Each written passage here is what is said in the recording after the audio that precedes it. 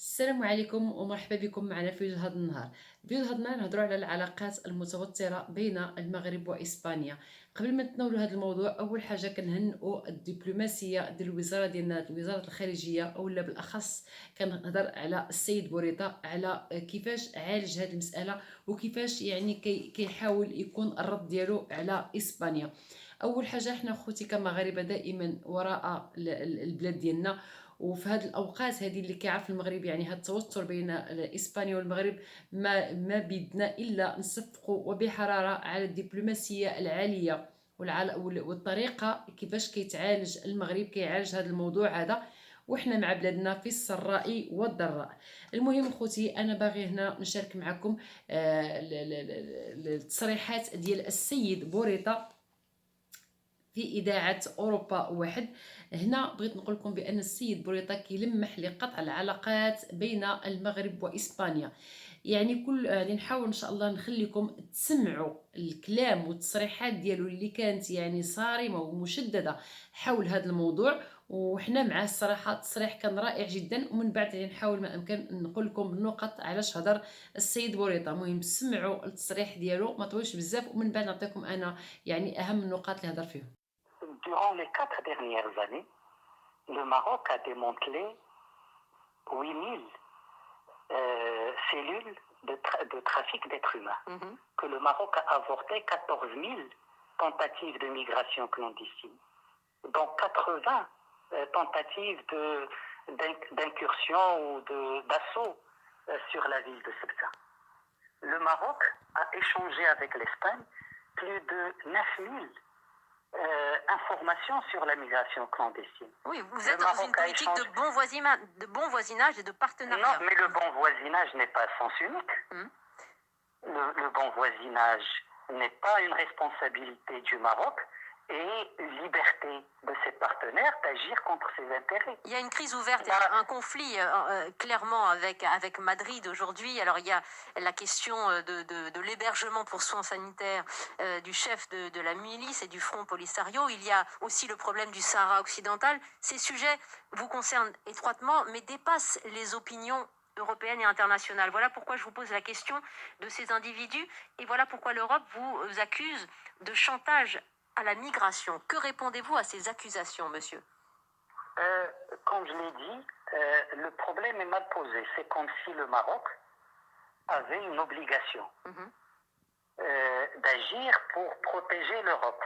Le Maroc n'est pas obligé. Le Maroc le fait en partenaire. Et le partenariat a des fondements. Le partenariat est réciproque. Il est fondé sur une compréhension des intérêts des uns et des autres. Oui, et ça veut dire que si les intérêts ne sont pas compris, vous ouvrez les vannes migratoires? Non, ce que je dis, c'est que on ne peut pas manigancer le soir contre le partenaire et lui demander le lendemain d'être loyal. L'Espagne n'a pas consulté l'Europe avant de prendre les décisions qui touchent les intérêts du Maroc. L'Espagne n'a pas consulté l'Europe avant de passer outre des normes, même Schengen, pour accepter l'entrée de manière frauduleuse d'une personne recherchée par la justice espagnole. Donc l'Espagne a créé une crise, il veut la faire assumer à l'Europe. L'Espagne est le partenaire direct du Maroc lorsqu'il s'agit de questions migratoires. Aujourd'hui, où en sont les relations diplomatiques, monsieur le ministre des Affaires étrangères du Maroc, avec votre partenaire espagnol? Contrairement à ce que dit madame la ministre espagnole, il n'y a pas de contact entre le Maroc et l'Espagne depuis le déclenchement de cette crise. Et contrairement à ce qu'il dit, le Maroc n'a jamais été informé de la venue de cet individu. Aujourd'hui, le Maroc pose des questions simples. Est-ce qu'il est normal, dans un état de droit, par rapport à un partenaire comme le Maroc, de falsifier un passeport, d'usurper une identité pour faire entrer quelqu'un sur le territoire européen? C'est un homme que vous recherchez, le chef des milices séparatistes du Front Polisario, je le dis parce que ce n'est pas clair. Est-ce qu'il est normal que ce monsieur est poursuivi en Espagne par rapport à 4 plaintes? Une plainte de viol d'une citoyenne espagnole, une plainte pour terrorisme d'une association des victimes du terrorisme espagnol des îles Canaries, une plainte pour torture. Ça veut dire, monsieur Bourita, que tant que ce problème ne sera pas résolu, que l'Espagne ne vous aura pas recontacté, ce partenariat pour vous et ces relations de bon voisinage ne tiennent plus? Le Maroc fait la distinction entre des relations très bonnes avec l'Union européenne et avec l'ensemble des pays, la quasi-totalité des pays membres de l'Union européenne, et une crise bilatérale née d'une attitude hostile de l'Espagne par rapport au fondement de ce partenariat. Alors je vous pose une autre question. Oui. C'est qu'on essaie de détourner le débat. Alors, il y a quand même une réalité, une crise marocaine, monsieur le ministre, qui n'existe pas. il y a une réalité qui s'impose, c'est qu'il y a à peu près 1500 mineurs qui sont passés du Maroc sur l'enclave de Ceuta et que, en vertu de la loi, ces mineurs ne peuvent être ni accueillis ni renvoyés dans leur pays d'origine. Ils sont aujourd'hui en errance sur ce territoire à quelques kilomètres du royaume du Maroc. Que faire de ces mineurs? Que leur dites-vous et leur sort vous préoccupe-t-il encore ce soir, monsieur Bourita? D'abord, vous connaissez les positions du Maroc sur le statut de Ceuta. Ce n'est pas le sujet et ce n'est pas le moment. Mais par rapport à ça, c'est un problème que le Maroc discute de manière franche avec beaucoup de pays européens dans le cadre de sa responsabilité. Le Maroc, au cours des dernières années, l'Europe n'a jamais entendu parler de ce front ouest de ses frontières. Ce n'est pas parce que ce n'est pas une voie empruntée par les réseaux de migration clandestine. C'est parce qu'un pays déploie 20 000 de ses forces de sécurité, pris de la sécurité des Marocains, pour agir en partenaire. Et là, il y a eu une faiblesse ou une faille aujourd'hui qu'il faut résoudre. Il y a d'abord aujourd'hui un problème de confiance, un problème de respect mutuel avec le partenaire direct dans cette affaire qui est l'Espagne, par rapport à une crise que l'Espagne elle-même.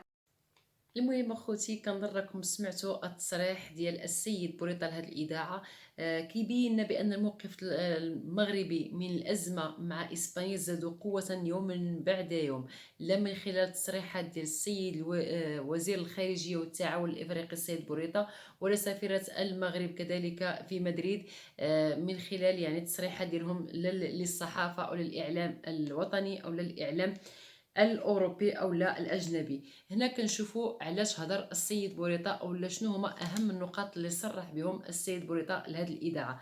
اول حاجه صرح بها السيد بوريطه هو ان المغرب سيكون مضطرا الى قطع علاقاته مع اسبانيا في حاله استمرارها في تحوير سبب الازمه والخلاف اللي بينهم.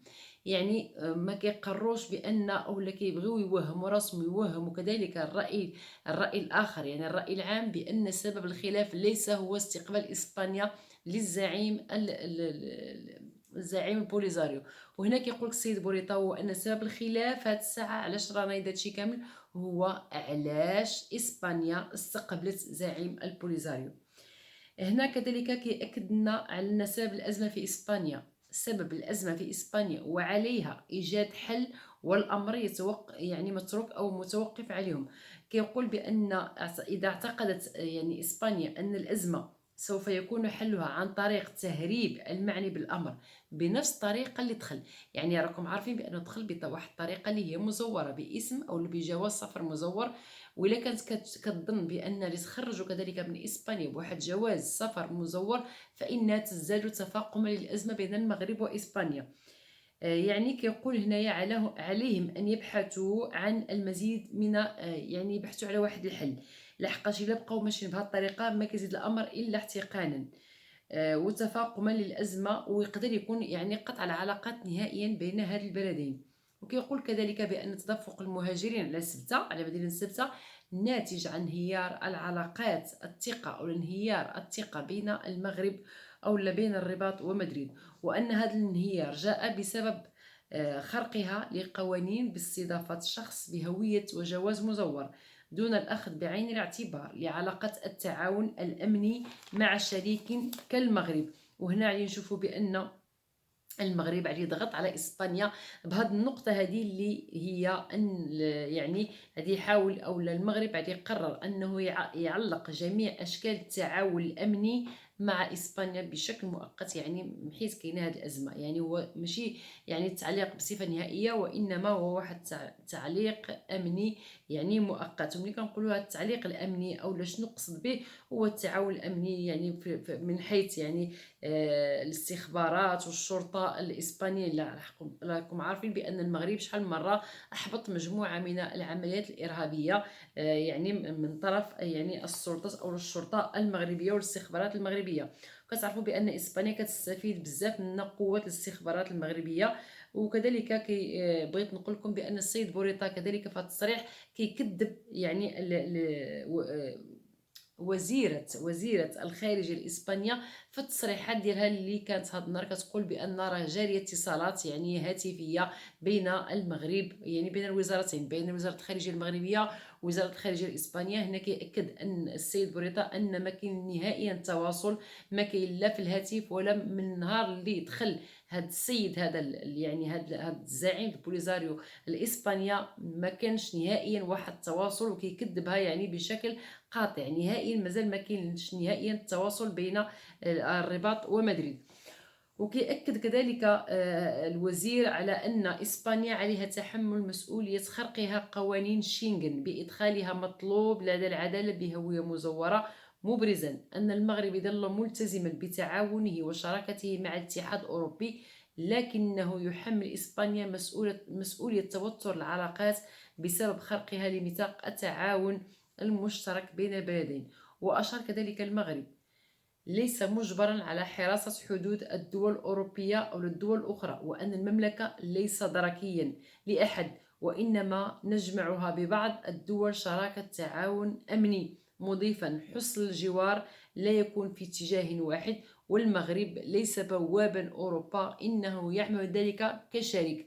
كنتمنى يعني هذا الميساج كان واضح وصريح لإسبانيا باش يوصل. هنا خوتي كنشوفوا بأن المغرب كيضغط على إسبانيا، ويعني كيقول بانه ماشي كيقول وانه كيلمح يعني كل شيء كنبين انه بقطع العلاقات بين هاد الدولتين. هنا كنشوف بان الطرح سخن الصراحه بين المغرب واسبانيا. نحن نؤيد اي حاجه جات دارها المغرب الا وحنايا يعني مع بلادنا. والصراحه كنهنئوا الوزير بالدبلوماسيه العاليه والطريقه باش كيعالج يعني هذا الموضوع.